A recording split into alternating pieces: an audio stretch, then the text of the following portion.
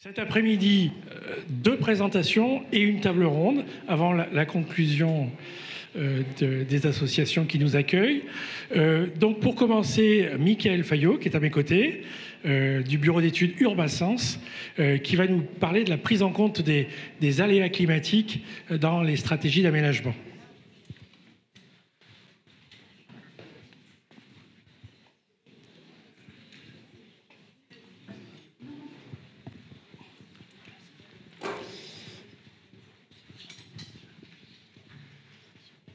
Merci beaucoup. À droite. On verra. C'est le petit bouton de droite, c'est ça?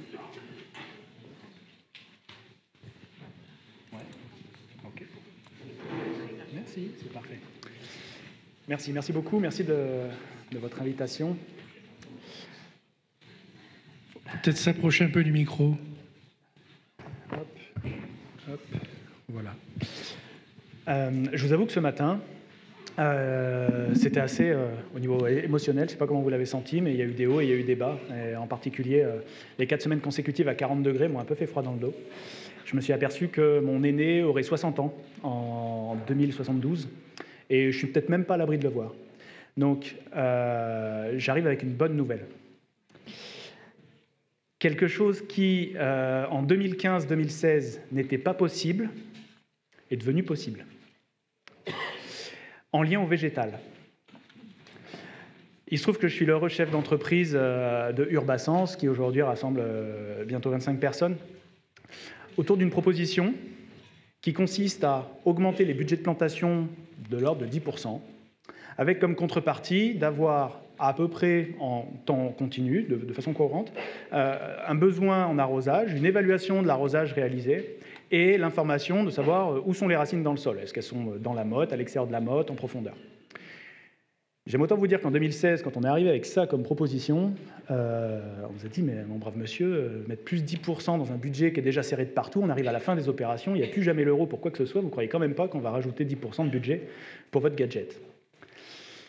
Alors ça, ce n'est pas la bonne nouvelle. La bonne nouvelle, c'est qu'aujourd'hui, on estime entre 50 et 60 000 arbres impactés par nos services. Et on a 4 000 utilisateurs, 23 collaborateurs et 700 projets en France suivis cette année. Voilà. C'est une vraie fierté que je voulais partager avec vous parce que, du coup, nous sommes les témoins vivants que, quand on écoute bien l'origine des problèmes, des défis qui nous attendent, en fait, tout est possible. Et ça ne vous a pas échappé. Nos pouvoirs publics, aujourd'hui, mettent à disposition des moyens. Et donc là, on a une espèce de fenêtre autour de nos métiers du vivant qu'il convient de saisir, me semble-t-il. Et c'est bien l'objet de l'intervention que je voulais vous proposer aujourd'hui autour d'un thème qui est les infrastructures vertes. Alors, on va y venir, mais je vous avoue que les infrastructures vertes, moi j'avais l'impression d'en avoir toujours un peu entendu parler et que c'est un concept qui est en train de se cristalliser autour de plusieurs enjeux. On va y revenir, mais on a un vrai risque de mots fourre-tout autour de ça. Donc ce que je vous propose, c'est d'aller fouiller un peu plus concrètement ce qu'on entend par infrastructure verte et en quoi ça peut être une opportunité pour notre filière, pour la filière du vivant, de générer de la valeur. Ensuite, j'irai un peu plus en détail dans ce qui, selon moi et selon nous à Urbasens, la rend singulière. Et enfin, je vous emmènerai sur 3 axes où j'ai fait un pas de côté et je vais vous parler précisément d'autre chose que du végétal. Parce que je pense aussi, de la même manière que le biomimétisme a beaucoup de valeur, je pense que les acteurs du végétal ont beaucoup de valeur à retirer des métiers qui sont à côté du nôtre. J'ai pas les yeux sur le timing, je vais avoir besoin d'un petit signe, peut-être à la mi-temps ou quelque chose comme ça. Super, merci. Alors, pour préparer ce que je vous dis cet après-midi, j'ai été fouiller un petit peu mes archives. Et alors, je vous avoue que j'ai été assez troublé. Je suis tombé là-dessus, et je vous assure, c'est pas une blague, je suis tombé dessus par hasard. On est à peu près jour pour jour, il y a 12 ans.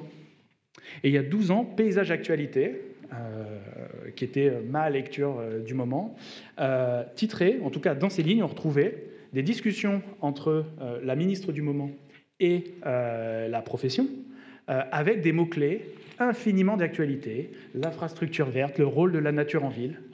Alors là, je vous avoue que ça m'a un peu cassé les jambes. Je dis, bah mince, j'étais en couche-culotte, moi, à ce moment-là. Qu'est-ce qui s'est passé en 10 ans 12 ans. La réalité, c'est qu'il s'est passé des choses. On n'est plus pareil aujourd'hui, surtout en termes de construction nouvelle. Mais au regard de ce qu'on a pu entendre ce matin, est-ce qu'on est vraiment encore au niveau?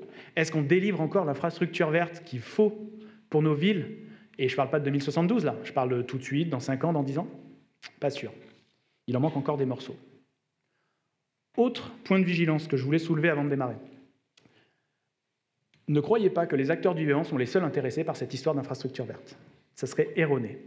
Je pourrais vous parler d'une DSI, d'une direction de services d'information, d'une métropole française, qui a porté toute seule comme une grande un marché d'arrosage intégré. D'accord ? C'est-à-dire que là, on est très très loin du paysagiste, du professionnel de la filière. D'accord ? C'est des marchés qui sont intégralement par des gens qui raisonnent code, algorithmie et capteurs. Je peux vous en parler. Un de mon métiers consiste à exploiter des capteurs. Et quand je vois arriver ça, je me dis qu'on a peut-être un sujet. Le BTP, l'infrastructure, donc les métiers de la construction, cherchent bien sûr des relais de croissance et des relais de génération de valeur. Ils s'intéressent de près à la question de l'infra verte. Les gens experts, spécialistes, professionnels des écosystèmes naturels se disent « mais c'est notre métier, l'infrastructure verte, bien sûr ». Des nouveaux entrants, des industriels, des entrepreneurs arrivent, n'ont jamais entendu parler de ces métiers-là, arrivent et sont brillants. C'est là-dessus que je veux attirer votre attention, c'est que ces gens-là sont bons, chacun avec leur basket, avec leur domaine, mais sont bons.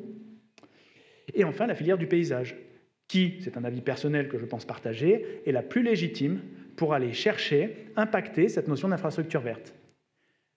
J'insiste, ce sera une décision, ça ne sera pas une conséquence. La filière du paysage, la filière du végétal sera à la place qui sera la sienne, mais par décision et par mobilisation, me semble-t-il. Et enfin, avant de rentrer dans le vif du sujet, vous voyez, je ne pensais pas qu'on entendrait ce qu'on a entendu ce matin, mais mon parcours m'a fait démarrer par un BEP, m'a fait finir par une école d'ingénieur, ça me fait à peu près 9 ans d'études. Et pendant 9 ans d'études, dans le domaine du paysage, on m'a appris que ça et ça, c'était parfaitement normal. D'ailleurs, on m'a précisément appris à faire ça et ça. D'accord ? Et là, voilà quelques années, on m'explique que ça, c'est à mettre à la benne. La question que je pose, c'est est-ce qu'on sera capable de désapprendre aussi vite qu'on a appris? C'est pas sûr du tout. Voilà.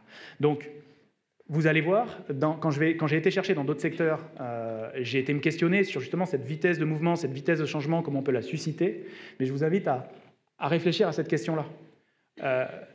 Je vais avoir bientôt 40 ans. Des gens qui ont fait leur carrière dans le paysage, pour eux, c'est très très nouveau. Et se sentent probablement démunis pour la plupart d'entre eux. Je pense que c'est important qu'on ait tous conscience de ça. Maintenant, de quoi est-ce qu'on parle concrètement? Je trouve que l'exercice qui est assez intéressant, c'est espace vert, infraverte. De quoi est-ce qu'on parle? Comment est-ce qu'on rend les choses très concrètes?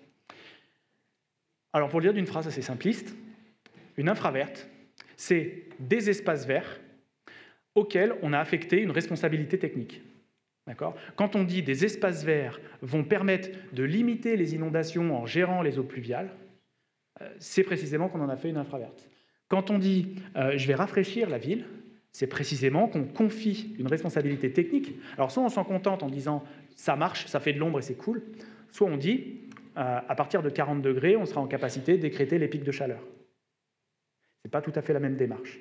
Dans le deuxième cas, de mon point de vue, on est sur une infrastructure qui est capable de faire une promesse et de la livrer. On peut parler aussi de qualité de l'air, de piégeage de CO2. Là où je veux en venir, donc c'est sur cette notion de responsabilité technique. Et ça change pas mal de choses dans nos métiers. Je vais y revenir.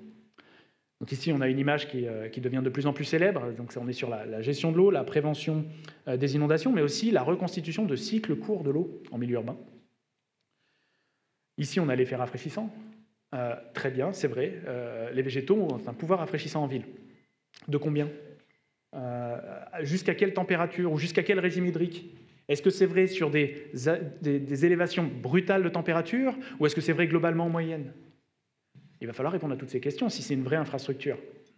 Quand Enedis prévoit des hausses de température avec des très fortes charges liées à la climatisation, ils sont en capacité de dire, à partir de telle demande en consommation et à partir de telle température, là on a un problème de réseau et on anticipe tout un tas de conséquences, tout un tas de mesures pour préserver l'infrastructure.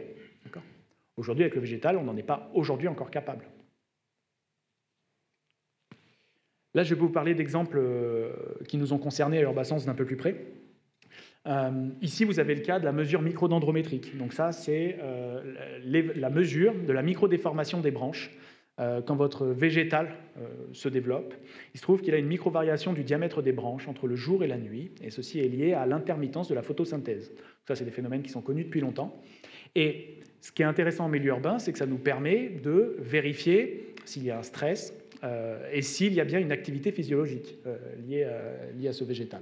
Et donc là, vous voyez du capteur, vous voyez ce qu'on appelle pompeusement de l'IoT, c'est des capteurs connectés qui vous envoient des données que ensuite vous pouvez interpréter, que vous pouvez faire parler. Alors, hop là. Bien sûr que du coup, on travaille sur des graphiques, et là, ce que nous a dit ce graphique, par exemple, donc là, on est dans un cas où des arbres, une strate arbustive et peut-être même une strate vivace, ont été irrigués pendant une période de canicule. Donc sur certains des arbres, c'est la ligne bleue, et n'ont pas été irrigués sur des zones témoins, et c'est le cas des graphes rouges et verts. Et là, ce qui était intéressant de constater, c'est qu'on a des arbres qui, parce qu'ils ont été irrigués, ont continué à avoir une activité physiologique et surtout ont continué à croître en biomasse. C'est-à-dire que quand vous voyez les flèches qui sont un peu inclinées vers le haut, ça veut dire que votre arbre il a continué son activité physiologique pendant que les autres étaient en train de ralentir. Alors ça, on n'a pas non plus réinventé la roue, c'est-à-dire que l'idée selon laquelle on retarde la fermeture stomatique d'un végétal s'il a plus de disponibilité en eau, c'est des choses qui étaient déjà dans les hypothèses de travail en tout cas. Là, ce que je trouve intéressant, mais j'allais dire questionnant, c'est qu'aujourd'hui en milieu urbain, on est en capacité d'induire par l'irrigation un surrafraîchissement de la végétation. Et c'est précisément l'objet de cette démonstration. Alors, je vais revenir après tout à l'heure sur la relation à la technologie. Là, ce qui devient assez intéressant dans cette optique d'emploi, de mesure et d'augmentation des effets de la végétation en ville, c'est qu'aujourd'hui, on a un arsenal technologique qui est plutôt illimité. La seule vraie limite, c'est une limite quasi éthique et financière. À quel point ai-je besoin d'électronique dans mes espaces verts? C'est un vrai sujet. Pour autant, on peut commencer à avoir des couplages de capteurs et du traitement de données qui aujourd'hui permet des avancées assez remarquables. Cet exemple-là sur réduire les effets, en tout cas augmenter l'effet rafraîchissant, me semble être remarquable. Alors, toujours, parce que tout ça, ça se passait dans la métropole lyonnaise, et donc à titre de clin d'œil aux Lyonnais d'origine ou qui y ont travaillé quelques années. Ici, on a un autre exemple, c'est l'arbre de pluie. Alors, ce que j'aime beaucoup donc, dans cette idée-là, c'est un projet qui est très complet, je vous invite à aller sur Internet, vous trouverez infiniment plus d'informations ici. Vous avez compris que je n'interviens pas en tant qu'expert technique, je suis un praticien, je suis un chef d'entreprise, mais il y a des détails techniques derrière tout ce que je vous montre, bien entendu. Là, vous avez une modification de l'espace public, du fil d'eau, qu'on a renvoyé vers une fosse d'arbres. On a, désimperméabilisé le sol et on a fait en sorte que le flux d'eau puisse rejoindre l'arbre. D'accord ? C'est une modification de l'espace urbain. Est-ce que c'est de la création ou de l'entretien? On est un peu entre les deux. Typiquement là, on a pu, par ce type de projet, mesurer, avec les capteurs dont je vous parlais tout à l'heure, des écarts de croissance instantanés. Autre bonne nouvelle, quand on redonne au vivant un peu de place pour pousser, il le fait tout de suite et sans négocier. Donc là, la différence entre les deux, donc là vous avez un témoin, et de l'autre côté, on est également sur cette logique d'arbre de pluie avec l'infiltration, le travail superficiel du sol et la plantation. Donc en remettant en route le système, on arrive à avoir des effets immédiats dès la première année. Toujours pour pousser le bouchon un peu plus loin sur la question d'infraverte. Jusqu'où doit-on aller s'agissant de faire alliance avec le vivant? Donc là, je vous avoue que quand j'ai vu ça, j'ai bugué. Et j'observe qu'il y en a quelques-uns qui bug aussi parmi vous. Aujourd'hui, il est possible d'éduquer des corvidés. Donc les corvidés, il a été démontré maintenant il y a pas mal de temps que ce genre a des capacités intellectuelles qui s'approchent des enfants qui peuvent avoir 3-4 ans. Donc là, le projet, il y a des groupes de recherche, il y a des entreprises en France qui proposent ça. Ça consiste à rétribuer, je mets des guillemets, le fait que le corvidé dépose un mégot de cigarette, contre quoi il reçoit une récompense de l'alimentation. D'accord ? Donc tout ça, j'imagine que c'est tracé, qu'il ne donne pas n'importe quoi à la bestiole, enfin, c'est bien fait. Admettons que ce soit bien fait. Et là, vous êtes en train de discuter, de négocier avec la nature sur le thème de « enlève mes déchets », parce que je ne peux quand même pas mettre un gars derrière chaque fumeur. D'accord ? Bon, très bien. Et donc, on va mettre un oiseau derrière chaque fumeur. Et derrière, la question est, j'apprécie, j'aime beaucoup vos réactions parce que voilà, on est sur le voilà. À quel point peut-on et doit-on faire alliance avec le vivant et quelles sont les questions éthiques que ça soulève.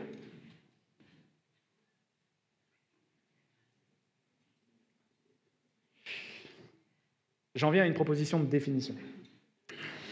Je vous propose de retenir l'infrastructure verte comme un réseau, un assemblage. C'est le premier point qui distingue les espaces verts d'une infra verte. C'est que déjà, on raisonne à l'échelle de plusieurs endroits. Qu'on va concevoir, construire ou modifier, adapter, qu'on va gérer et monitorer, je vais expliquer juste après pourquoi, avec l'intention de contribuer à l'adaptation des villes au changement climatique. L'idée n'est plus de constater que les espaces verts sont bons pour la ville, l'idée est de renforcer leur pouvoir pour faire en sorte qu'on encaisse le truc, parce que je crois que c'est plutôt le sujet aujourd'hui, au regard de 2072. Voilà, donc ça c'était pour vous brosser le portrait du concept et de ce en quoi je pense qu'il ne faut pas qu'il reste abstrait, il faut qu'il reste le plus concret possible, même si on pourrait concrétiser encore un peu plus. Il me semblait important maintenant de préciser ce que je considère comme étant des singularités, c'est-à-dire quelque chose qui fera que cette infrastructure-là sera jamais comme les autres, et qui, de mon point de vue, légitime la filière du vivant pour être pilote sur cette histoire-là, bien mieux que n'importe quelle autre filière. Le premier point, ça peut paraître être une porte ouverte qu'on enfonce, elle est vivante. Mais ça a quelques implications. En particulier, de coupler son caractère vivant et son caractère artificiel. On a vu ce matin des discussions sémantiques que j'ai trouvées personnellement très intéressantes sur ce qu'on fait dire aux mots. L'infrastructure verte, de fait, sera artificielle. Et elle s'appuie sur des végétaux qui sont déjà là pour l'essentiel. Le deuxième point que je voulais noter, c'est qu'elle repose sur des systèmes complexes et imbriqués.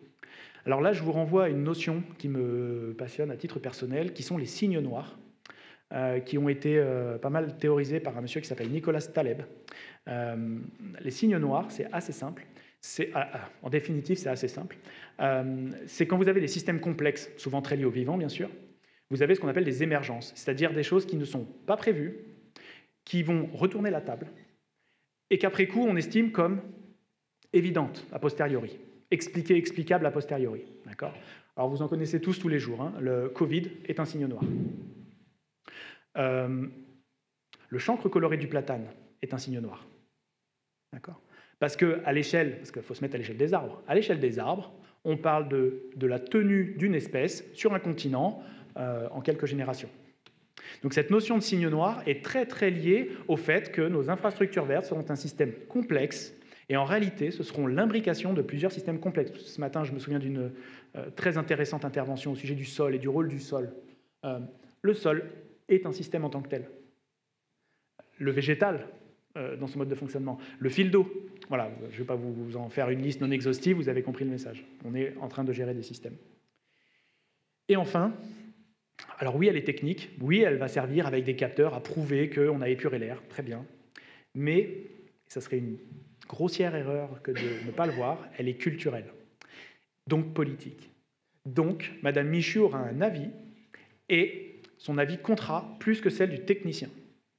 Je vous parlais de signe noir à l'instant, je vous donne un exemple moi, qui m'a pas mal marqué, ça se passe en 2022, et c'est l'activisme sur les greens de golf. Et c'est plus précisément d'écouter très précisément ce que disent les gestionnaires de ces greens de golf à ce moment-là. Clairement, ils ne comprennent pas ce qui leur arrive.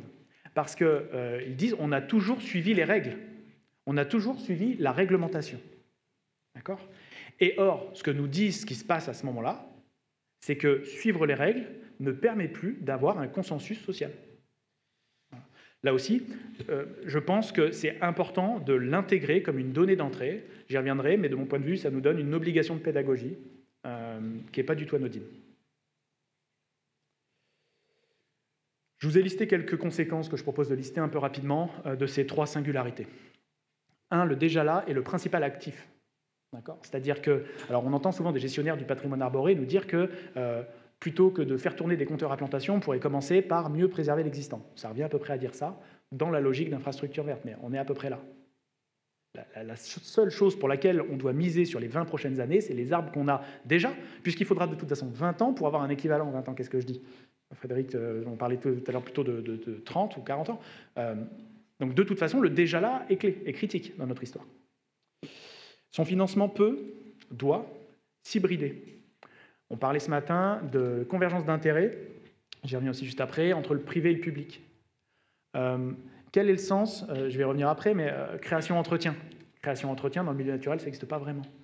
Investissement-fonctionnement. Tout ça, quand on va réfléchir en mode infrastructure verte qui doit vivre au moins 50 ans, forcément, il faut réfléchir différemment. Enfin, les risques liés à l'adaptation. Michel, ce matin en introduction, parlait des risques pris par les professionnels, et en l'occurrence les pépiniéristes.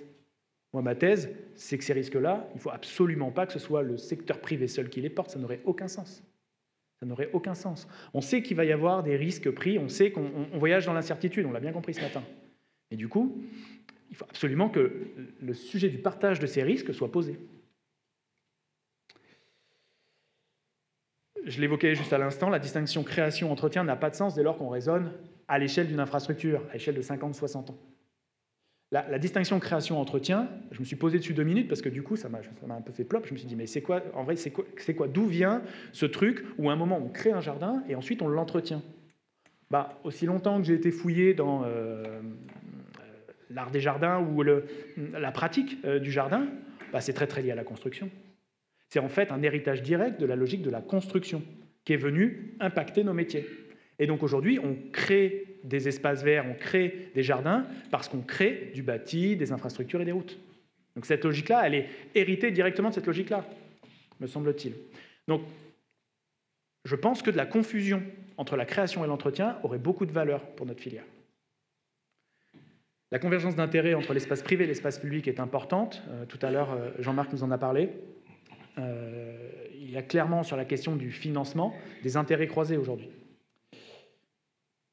Et enfin, c'est le dernier point, on parle de choses pas très rigolotes, mais on parle de prévention du risque, on parle d'infiltration d'eau, on parle de pouvoir rafraîchissant, on parle de biomasse en ville. La question suivante, c'est comment la mesure de cette performance peut-elle permettre de gérer des risques? Alors je vais être beaucoup plus concret. Aujourd'hui, on fait des noues infiltrantes, par exemple. Donc ça, on sait les faire, on sait les fabriquer. En revanche, quand la question se pose à horizon de la décennie, quel est l'impact de l'accumulation de matière organique sur les 10 premiers centimètres de la noue infiltrante sur son pouvoir infiltrant? Quand la sécurité des habitations reposera sur des sols filtrants et qu'on n'aura pas répondu à cette question, ça posera problème. Donc, il y a des questions auxquelles aujourd'hui on n'a pas complètement répondu, mais il va falloir finir d'y répondre si on veut vraiment tenir la promesse qu'on se propose à travers ce concept.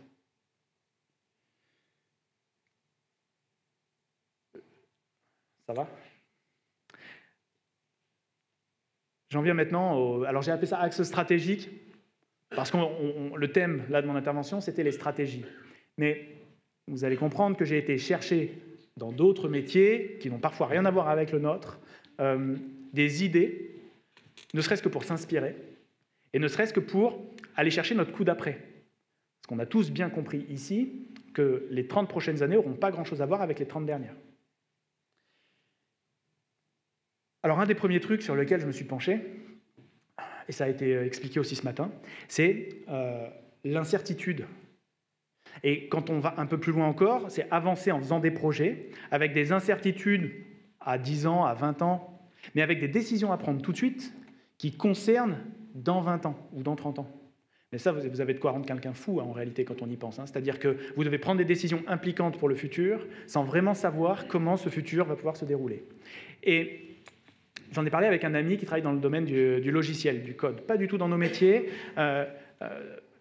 Et on a eu cette discussion-là. Il me dit, écoute, comment ça marche dans ton métier? Dans mon métier, on fait des projets, c'est-à-dire qu'on conçoit, on réalise et on livre. Ah, très bien. Ça prend combien de temps, ton truc, là? Facilement 10 ans. Parfois 5, parfois sur des très grosses opérations, c'est encore plus. Jamais moins de 3. Entre la conception, le premier coup de crayon et la livraison, il ne se passe jamais moins de 5 ans. Et là, il me dit, mais chez nous aussi, dans le domaine de l'informatique, il y a 10 ans, on faisait ça. Sauf que quand tu as une boîte d'informatique, que tu fais un projet en te disant, depuis le départ, voilà comment ça va finir, tu le plantes. Ça fait des logiciels qui ne marchent pas. Aujourd'hui, toutes les applications, sans exception, que vous avez dans votre téléphone, répondent à une autre logique dans leur conception et dans la manière de les fabriquer. Ici, vous avez l'ancienne logique. Ils appellent ça en cascade, c'est-à-dire que on commençait par bien concevoir, et quand on avait fait le meilleur cahier des charges du monde, alors on commençait à fabriquer. Et quand on avait bien fini l'exécution du meilleur cahier des charges du monde, alors on livrait l'ouvrage. Quand vous faites ça dans le logiciel avec des durées de technologie qui durent 2-3 ans, quand vous avez fini votre projet, vous êtes complètement dépassé. Et donc ça, c'était fonctionner comme ça, c'était la mort certaine d'une entreprise dans ce secteur-là. Alors on m'a dit, du coup, on a inventé autre chose. C'est-à-dire que tu peux tout à fait avoir une vue très précise sur la vision finale que tu veux avoir, le projet final, sans savoir dans le détail comment tu vas l'exécuter. Et donc là a été mise au point la notion de management agile des projets. Alors, en quoi ça consiste? Pour être très très concret, hop, on découpe le projet en sous-parties, et pour chacune de ces parties, on va itérer une conception, une réalisation, une livraison et une évaluation. Chacune de ces étapes est super importante. Et au lieu de faire ça une seule fois pendant 10 ans, on va réduire la taille du projet de travail et on va itérer. Alors, 2 conséquences immédiates de cette organisation. Premièrement, vous apprenez 3 fois plus vite. C'est-à-dire qu'à chaque boucle, vous prenez des enseignements. Donc si jamais il y a une déviation entre votre intention et la réalité, par exemple de vos utilisateurs sur une appli, ou de votre patrimoine végétal sur une collectivité, ou de la capacité d'une espèce à tenir plus de 40 degrés, vous le savez 3 fois plus tôt. Et donc vous pouvez ajuster le tir en live. Ça, c'est la première conséquence. Et la deuxième conséquence, c'est que ça a une implication directe sur le mode de management, sur celui qui a raison. D'accord ? Le rôle de l'expert n'est pas du tout le même. Le rôle de l'expert, il est de faire en sorte qu'on soit cohérent, mais pas de livrer la vérité qui sera in fine employée, puisqu'on ne la connaît pas, la vérité, précisément dans des contextes d'incertitude. Donc, j'ai trouvé l'analogie excellente. Ces gens-là devaient travailler sans savoir exactement comment ils allaient procéder, puisqu'ils n'avaient pas le fin mot final. Ils avaient juste l'intention, le à quoi ça sert. Quand on pousse un petit peu autour des concepts de résistance, de résilience et de transition, je trouve que cette question de l'agilité, elle prend encore une autre saveur. Aujourd'hui, de ce que j'en ai compris, personne n'est capable de dire si nos espaces vont pouvoir résister, à quel point. Nos espaces, en plus, c'est tellement large. Être capable de résilience ou devoir s'adapter. À quelle vitesse? C'est ultra variable. Et donc, pour pouvoir accompagner l'évolution de notre infrastructure verte, quel que soit le résultat final, on n'a pas le choix, en fait. Il faut raccourcir les boucles d'apprentissage. Il faut le savoir beaucoup plus tôt quand on se trompe. Donc ça, c'était la première idée que je voulais partager avec vous, et c'est peut-être la plus importante des 3. Le deuxième point, sur les 3 que je voulais partager avec vous, c'est notre rapport à la technologie. Les technologies aujourd'hui... Combien de temps tu dirais qu'il me reste? 3 minutes. On est large. Aujourd'hui, les technologies font autant rêver qu'elles font peur. D'accord? L'IA va mettre tout le monde au chômage. Ou l'IA va sauver le monde. Ou l'IA quoi? En tant que praticien, ce que je peux vous dire, c'est que le jour où on a eu un capteur avec des données qu'on a transformées en informations, la première chose sur laquelle on a travaillé avec nos clients, c'était pas de les mettre au chômage, c'était de travailler les compétences. Je vais vous donner un exemple très concret. Quand vous envoyez un bulletin d'information pour dire à quelqu'un dont le métier c'est d'arroser des arbres que cette fois il va falloir faire bien attention à arroser l'arbre à 1 mètre de distance du tronc, à 60 cm de profondeur, et que sinon l'arbre il va sécher, qu'il ne faut surtout pas réarroser la motte parce que c'est inutile, vous lui posez tout un tas de questions qu'il n'a jamais anticipées. Ce jour-là, on met le doigt sur la compétence. Ce jour-là, on le fait progresser. Et donc, notre vision là-dessus, c'est que les technologies ont droit de citer que quand elles augmentent nos compétences. Du coup, ça aide à faire un tri assez rapidement. Le fait de savoir si quand j'arrose, c'est bien ou c'est mal, devient une compétence clé. Voilà. Donc, ce qu'on pense, c'est que la technologie doit nous rendre meilleurs, doit nous permettre de prendre des meilleures décisions et mettre en évidence nos compétences clés.